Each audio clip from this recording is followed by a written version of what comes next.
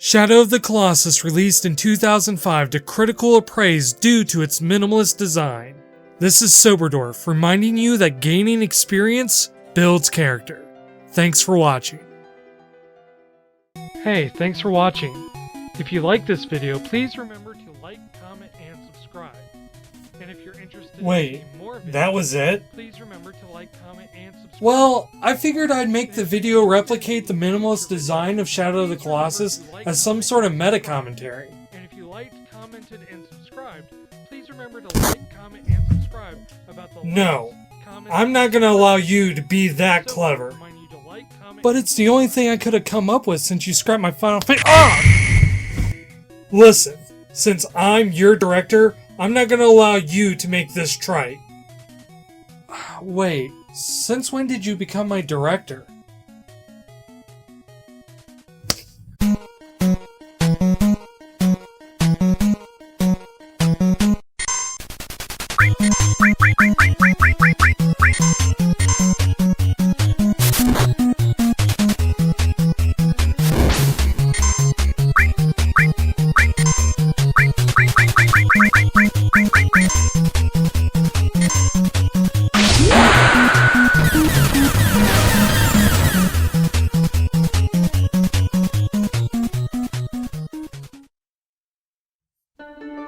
I have something of a confession.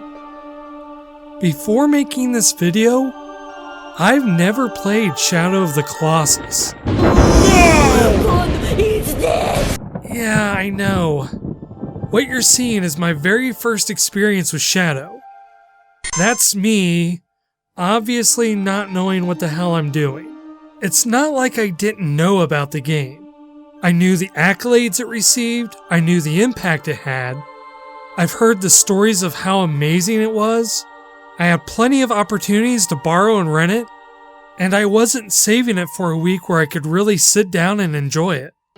Shadow of the Colossus was a game that wasn't on my radar. I honestly couldn't give you a reason why I missed it. I was probably buying Final Fantasy IV for the third time or something. And obviously it was a mistake because I can say without a doubt that Shadow of the Colossus was one of the best designed games I have ever played. And usually the first thing I want to do when I play an amazing game is have a conversation about it. However, as I quickly found out, I wasn't alone. Everyone who I've reached out to about Shadow of the Colossus said close to the same thing. They heard about its impact, they knew someone that raved about it, but never had the experience for themselves. Which is a crime because everything from the gameplay to the graphics and story is worth its own discussion. But is it even possible to talk about such a colossal game and the impact that... Get on with it! But our story doesn't begin with Shadow of the Colossus, but rather its sequel, Ico. Well, I mean, Ico came out before Shadow of the Colossus, but technically Shadow is a prequel to Ico, so Ico is the canonical sequel, even though it was released before Shadow of the Colossus, making Shadow a sequel prequel and Ico the prequel sequel. Ico was designed by Team Ico and led by its designer Fumito Ueda, who had worked under the late Kenji Eno as an animator for Enemy Zero. With him was famed developer Kenji Kaido, who was responsible for the acclaimed Ape Escape and Sonic Blast Man? I'm fighting for freedom! Alright, I know this video is about Shadow of the Colossus, but I'm never going to get an opportunity to talk about this again. Apparently, Kenji Kaido designed the arcade version of Sonic Blast Man, which is not the Super Nintendo beat-em-up like you would think, but rather a game where you physically punch a pad in order to defeat your enemy. To imagine the same man who helped make a touching game about saving a girl also designed a game about punching trains as hard as you can.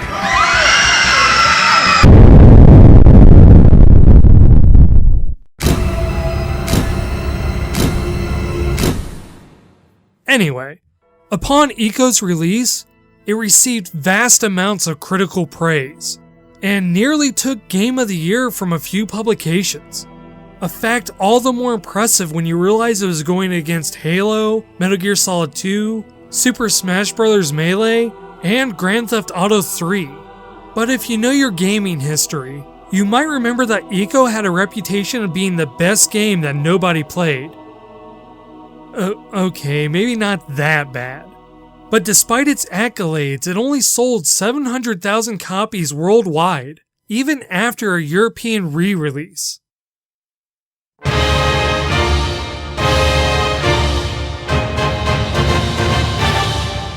Thankfully, Sony decided to give Team Ico another chance, and they started development on Shadow of the Colossus. It was to take the same basic designs of Ico and improve on them, making it a more action-focused game that pushed the PlayStation 2 to its limits. So with the release in 2005, Shadow Colossus was another critical hit for Team Ico, with reviews being anywhere from great to, oh my god, this is one of the best games ever made.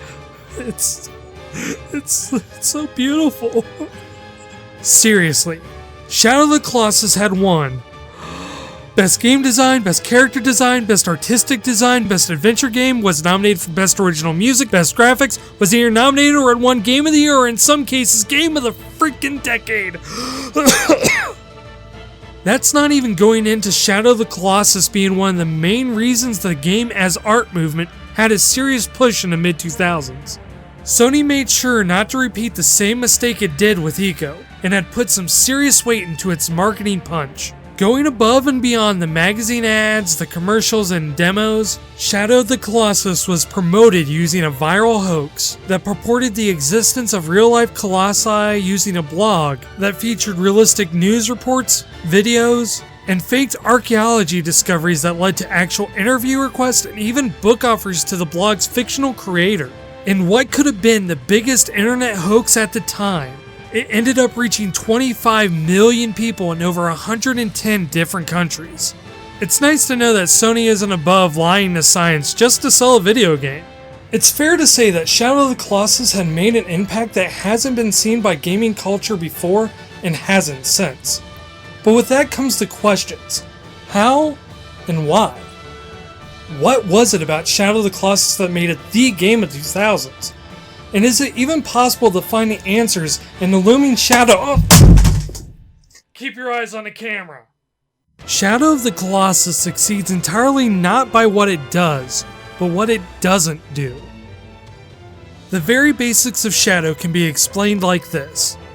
You travel the Overworld map until you reach one of the game's 16 bosses, in this case the Colossi, and you attack its weak point until it dies. Then you do the same thing until the end of the game. And that's it. There are no other enemies, there are no dungeons to explore, no rival character or NPCs, no stats, and you don't even get any other items other than your sword and bow until you already beat the game once. It seems outright unfathomable that a game like that would exist in 2005, let alone win Game of the freaking Decade. But remember, it wasn't too long ago that you only had one singular mechanic to define what your video game was. Shoot all the space rocks with your arrowhead, shoot all the space aliens with your man wearing a hat, attack the space base with your bug thing. A game wasn't usually more complex than moving your vaguely shaped dot over another vaguely shaped dot, making it to an endpoint, or These were simple games for simpler times, but that was because the game had to be simple. An Atari 2600 cartridge could only support a maximum of 32 kilobytes, which, as an example, is equivalent to the amount of text in the script. Games had to be designed around these limitations. But as technology improved, so did our games. This was a time when even minor changes, such as the ability to scroll a screen, opened so many doors for game design. We were able to have more complex mechanics, tell more complex stories, have more complex At a certain point, developers were no longer limited by technology, and games became more of a multifaceted experience. Modern game design wasn't just about having an interesting functional mechanic, but rather how multiple mechanics function together. It was more important that games were multi-layered experiences. The story, the soundtrack, the graphics, the character design, the world building, they became almost as important as the gameplay. But with modern game design also had come this expectation that games need to be bigger, better, and more in depth. And all the problems that come with that, such as large development teams, bloated development cost, and developer frustrations. Meanwhile, the more classic style design of focusing on a singular mechanic has fallen out of favor. Some indie games such as Undertale, Shovel Knight, and Broforce are amazing games, but end up being constrained by their own design choices in order to come across as retro. Sometimes you get games like Flower on the PS3, which is amazing, but admittedly niche. And sometimes you get games like Earth Defense Force 4.1, which is great, but it stumbled into parts that made it feel stubborn or dated. Shadow of the Colossus somehow manages to take advantage of both designs, but doesn't fall into the pitfalls of either. It takes full advantage of all the innovations brought on by the technology. I mean, we're talking about a game that was nearly too much for the PlayStation 2 to handle. But it also doesn't have the bloated over-design of modern games. Fumito Ueda designed his games by design by subtraction. Unlike a typical game's design of having a basic concept and building on it, it starts with that concept and slowly removes unneeded aspects until the only thing you have left is the most succinct element of what you're trying to accomplish. That's easy enough to say, but not so easy to do. Modern games usually have all these extra features and elements for a reason. It allows developers to make their games longer and with more variance. It also gives more opportunities for players to find aspects they like and less risk of things they don't. Even from a marketing standpoint, it's a lot easier to sell your game if you have more features and content. Shadow of the Colossus stands in stark contrast to many other modern games. It's entirely about overworld travel and boss fights. If you can imagine Legend of Zelda: Ocarina of Time, but the game was simply traveling Hyrule Field until you got to a point where you fought a boss, no dungeons, no enemies on the overworld, no side quests to get an item to defeat the next boss, just overworld travel and boss fights. It would seem that the game would be broken on some fundamental level, but somehow Ueda made this design not only work, but managed to win Game of the freaking Decade with it. That's because design by subtraction is not just about removing ideas, but rather refining them. Shadow of the Colossus is not so much an action-adventure game as it is a really well-hidden puzzle game. Each Colossi was designed to require you to be observant and figure out how you're going to defeat them. You have to figure out how to climb them, how to navigate their body, how to get to their weak point, how you're going to manage to stay on this Colossus. And it's often not obvious what you have to do. The game doesn't pipe in and say, "Hey! You! Yeah, you! Grab his beard, idiot!" You have to be very observant and figure out how to use your environment. This makes each Colossi feel very different from the last, despite the mechanics being entirely the same. And because everything was designed around these fights, it does everything it can to make it feel like an epic struggle. Even the ways you have to mount the Colossus is usually epic feats on their own. Either running up the sword of one, having to leap off your horse onto the wing of another. The scope and size is awe-inspiring. And as soon as you figure out that little piece of the puzzle, the game rewards you with the score of an amazing soundtrack. And as the Colossus struggles to shake you off, you see your character flailing as the camera moves to show you your impending 30-foot drop if you happen to lose your grip. Every small detail is designed to make these fights so amazing, so enjoyable, and so different. You don't even desire, need, or even think about dungeons or enemies. Okay, so that covers the boss fights, but what about that overworld travel? Does this really add to the game? Isn't that just the arbitrary padding? Not quite. While it's true that the travel is a significant portion of the game, its inclusion still improves the fights, not through action, but rather the anticipation of action. It's a lull that amplifies the game's pacing. It gives you the opportunity for your most recent victory to wash over you and sink in. It allows that rush from the adrenaline to fade, so that the next battle has the ability to bring you back up. And as you get closer, the anticipation of the next fight starts to set in, and you start to wonder what giant creature you're going to be fighting next, usually inspired by the cryptic clue that you're given before your journey begins. Having enemies or dungeons wouldn't add anything to this anticipation, but rather it would just distract you from it. If you're worried about defeating minor enemies that don't really give you any reward, or just trying to get through a dungeon that's only serving as a brick wall keeping you from the fun parts of the game, by the time you go through that ordeal, you're saying to yourself, finally, a boss fight. Besides, it feels like the overworld is never there to waste your time. They painstakingly made this world open, large, and most of all, beautiful. I mean, seriously, look at this. And this. And just take a look at this. Oh my god. It's forest. You're almost never looking at the same scene twice. And there's no backtracking either, so the game is respecting your time.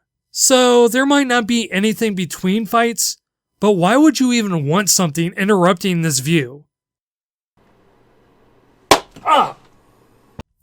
The end result of all this is a game so measured, so painstakingly designed, that it ends up somehow being both open and airy, while at the same time feeling so dense and rich. I'm not gonna sit here and tell you that Shadow of the Colossus was a perfect game. The PlayStation 2 version was rife with frame rate issues and draw distance, and if the idea of a boss rush game doesn't appeal to you, then this game simply doesn't have much to offer. What I am saying though is that Shadow of the Colossus is easily the closest thing to being a perfectly designed game. Most of that has to do with how minimalist Shadow of the Colossus is. Obviously, the lesser moving parts, the less opportunities there are for things to fall apart. What's more, the minimalist design is what makes Shadow of the Colossus feel so timeless. There wasn't any attempts to copy mechanics from popular franchises, or make the character designs appear overly cool, or have a lot of references that would date them. What do the five fingers say to the face? You could have played this game in 2005, 2011, 2016, or play it in 2025, and it wouldn't feel like a game that could have only existed in the mid-2000s. That's one of the many reasons why retro gaming is still very popular. It's easy just to point the finger at nostalgia, but it was the limitations that forced developers to think creatively. You had to exhaust every option available with your mechanics because it was difficult to implement new ones.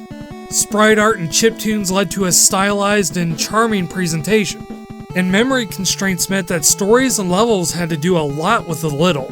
It's the simplicity and timelessness that gives these kinds of games universal appeal.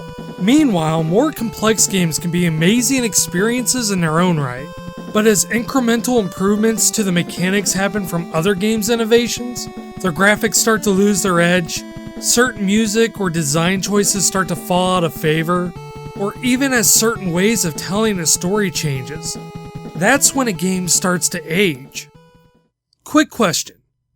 Out of the past 10 years, how many sports games or first-person shooters are still relevant? You might have been able to name a few, but most likely it was because there was something unique and timeless about it. Shadow of the Colossus, despite its complexity and nuance, manages to remain a simple game due to its design by Subtraction. Now, I'm not saying that every game should be designed like this from now on. Despite my points, there are still things that can be said about the scale of games of Skyrim or, It's not about the design itself, it's what you're trying to accomplish with it. But Ico and Shadow of the Colossus have done more than just be two amazing games, but has helped inspire games like Brothers, The Tale of Two Sons, Fez, Braid, Portal, and even Rocket League. These games have been said to have been inspired by Ueda's design philosophy. Even Hidetaka Miyazaki, creator of Dark Souls and Bloodborne, said that Ico awoke me to the possibilities of the medium. And that was what led him to apply from Software. It's entirely plausible to say we wouldn't have had these games if it wasn't for Team Ico. But if design by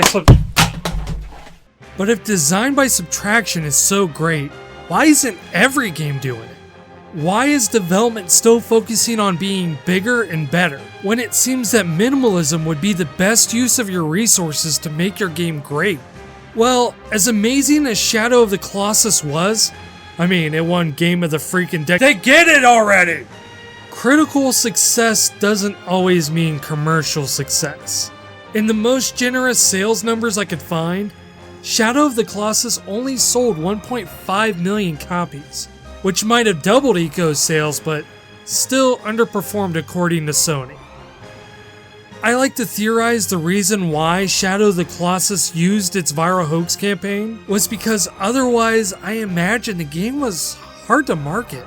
Let's face it, 8 hours of gameplay, realistic horse AI, minimalist game design. Doesn't exactly make for an easy sell.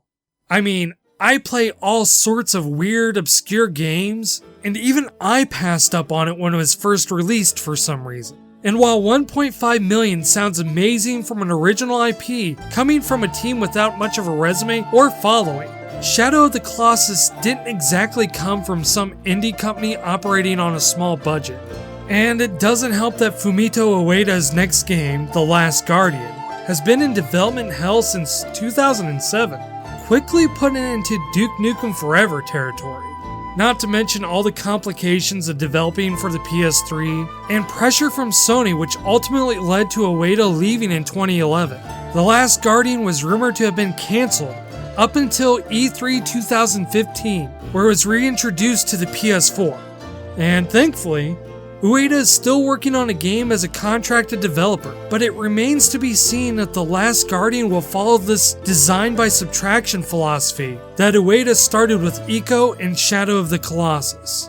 Thankfully, the story doesn't end with a downer ending, most likely due to the timeless design of both Ico and Shadow of the Colossus. The HD remasters released in 2011 brought a new breath of life into the series. Not only do these remasters fix some of the issues brought upon by the PS2 hardware, but sold very well, adding another 1.3 million units sold for both titles.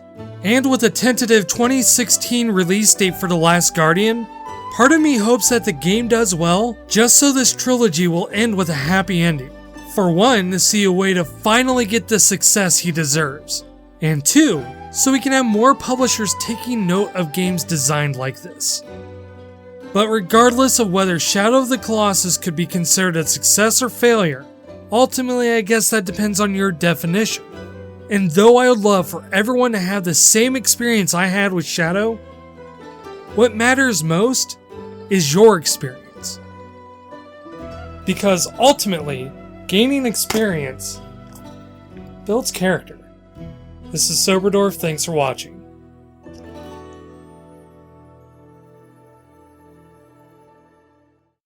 Hey, thanks for watching.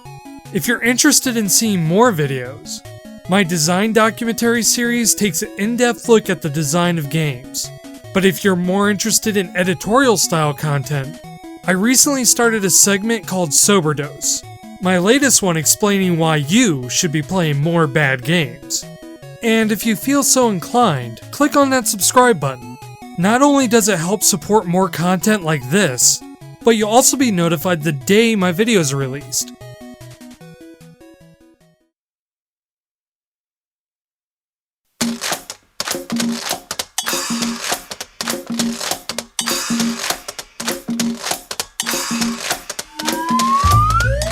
As soon as I say gaining experience, try to aim for this area, like right in front of me. Take one and maybe 20. Because ultimately, gaining experience.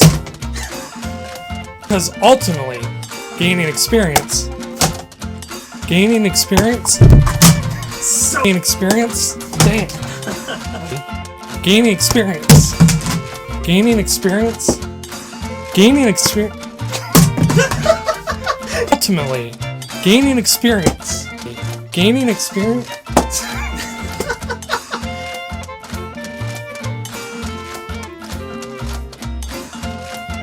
It's fair to shit. It's fair to shit. It's fair to shit. Yep. Talk about such a colossal game, including the Is it even possible to find the answers looming in the shadow of that hasn't been seeming an impact that hasn't. My German came out, damn it.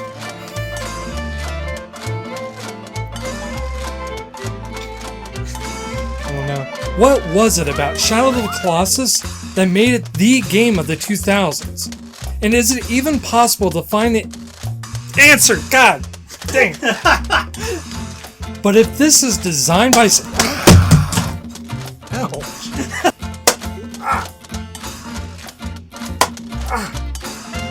Forest.